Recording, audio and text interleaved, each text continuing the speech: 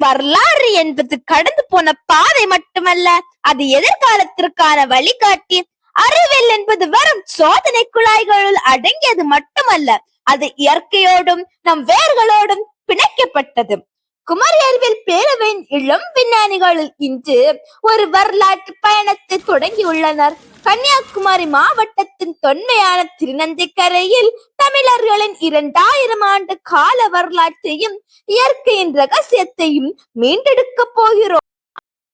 அமைப்பாளர் முல்லஞ்சேரி மு. வேலையன் அவர்களின் தலைமையில் வரலாற்று தேடல் இதோ தொடங்குகிறது. முதலில் நாம் காண்பது கிபி 7ஆம் நூற்றாண்டை சேர்ந்த நந்தீஸ்வரர் குடைவர கோயில்.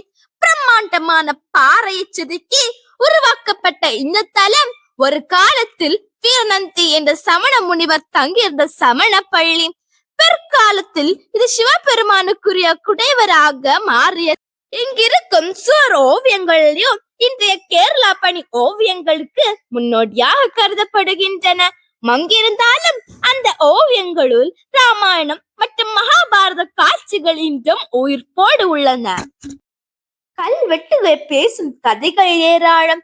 கிபி 1003 மாமன்னன் 1ஆம் ராஜராஜ சோழன் தனது பிறந்த நாளான ஐப்பசி சதய நட்சத்திரத்தை இந்த திருநந்திக்கரையில் கொண்டாடியதாக செய்திகள் கூறுகின்றன.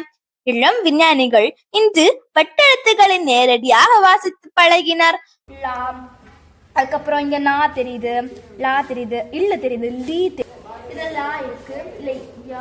ராஜராஜ சோழன் முட்டம் என்ற ஊரை சோழநல்லூர் என பெயர் மாற்றி தானமாக வழங்கியதும், மகாதேவருக்கு நந்தா விளக்கு எரிக்க நிலம் தானமாக வழங்கப்பட்ட தகவல்களும் இந்த சுவர்களில் ரகசிய குறியீடுகளாய் பதிந்துள்ளன.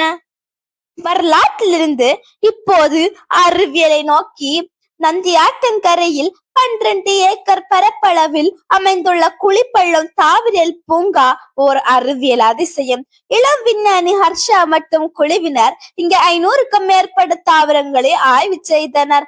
Star fruit, red fruit, mulberry போன்ற வெளிநாட்டு பழங்கள் முதல் பனாமா ரோஸ் போன்ற அலங்கார செடிகள் வரை ஒரு தாவரியல் பட்டியலையே தயாரித்தனர். நிலத்தடி நீரை பாதுகாக்கவும் ஒருங்கிணைத்த பண்ணை முறை மற்றும் நவீன ஒட்டு முறைகள் மாணவர்கள் இங்கே நேரடியாக கற்றனர்.